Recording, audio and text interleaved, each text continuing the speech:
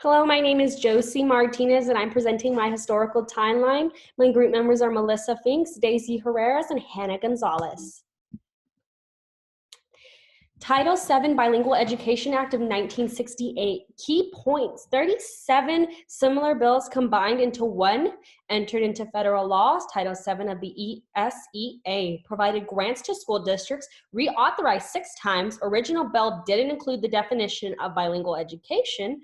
Implications: greater recognition of bilingual education, increasing support for development of dual language programs. Limitations: only applied to funded programs and wasn't always in line with students' home languages. Every Student Succeeds Act of 2015. Key points: reauthorized in 2016, also known as the Elementary and Secondary Education Act of 1965, guarantees that all students have equal opportunities to high quality education. Core subjects have high standards, students can receive accommodations, and schools must keep gap closed between the 4 subgroups. Implications: wide range of accommodations reinforce expectations that special education students can and should be on level or close. States flexibility: applications didn't address how ELL issues would be handled. ELLs are grouped with others to become one super subgroup, losing the uniqueness of their language. No Child Left Behind Act of 2001. Key points: replace the Title VII, provided formal grants to state education agencies, provided sub-grants to local education agencies, says that ELL programs only meet 2 requirements: teach English and teach academic content. Sole focus is English. Implications: required states to record ELL programs by using ELPs, the state testing with correct accreditation starting in the 3rd grade. Limitations: inappropriate placing in special education classes, doesn't recognize bilingual benefits. If a subgroup fails adequate yearly progress, then the whole school fails the AYP. Brown versus the Board of Education in 1954, ruled unlawful to discriminate against any group of people, ruled that the state mandated separate education is not equal. Implications: state must provide students with high education opportunities, high quality bilingual programs. Limitations: Brown was unsuccessful in his mission. Liu versus Nicholas, 1974.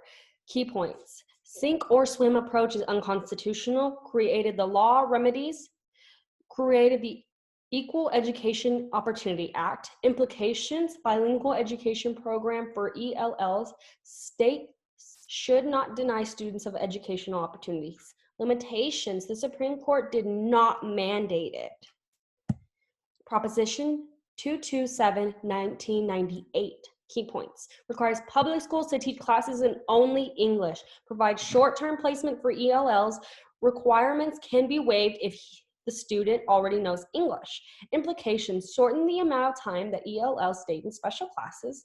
Limitations: eliminated bilingual classes.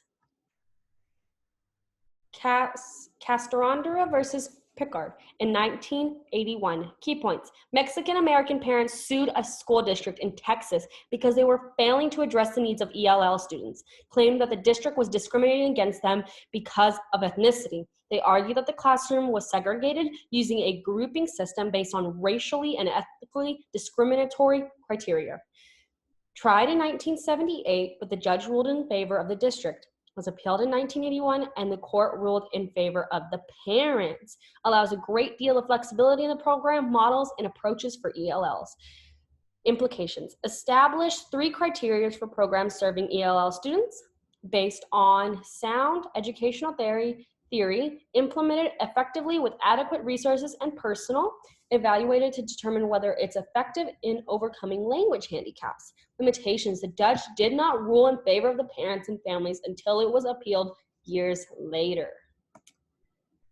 Section 504 of the Vocational Rehabilitation Act, Special Education 1973. Key points: prevents discrimination against all individuals with disabilities in programs that receive federal funds, protects the rights of individuals with visible disabilities, but also those with disabilities that may not be apparent, Other students who might receive assistance, health problems such as asthma and extreme allergies, and those with physical disabilities who do not need special education. Implications: school-age children, equal opportunity for participation in school activities. Students not eligible through special education may be entitled to receive special types of assistance to help them. Limitations: because some disabilities may not be apparent, educators may not give students the assistance they need. Americans with Disabilities Act. Key points. Law was amended and updated in 2008, protects rights of individuals with disabilities, requires public and private sectors to make reasonable accommodations for individuals with disabilities, and protects people with disabilities from discrimination when looking for a job. Places open to the public are accessible to people with disabilities. Telecommunication companies make options available for people with hearing loss and speech impairments. Limitations: does not deal directly with the education of students with disabilities. Doe versus Withers,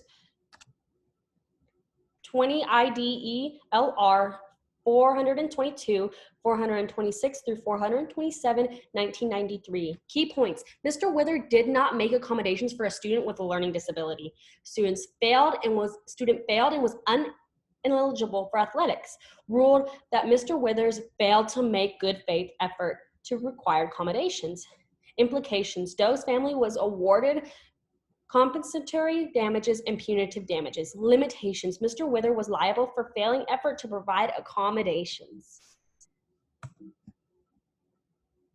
And then here is our reference point. And that is the end. Thank you.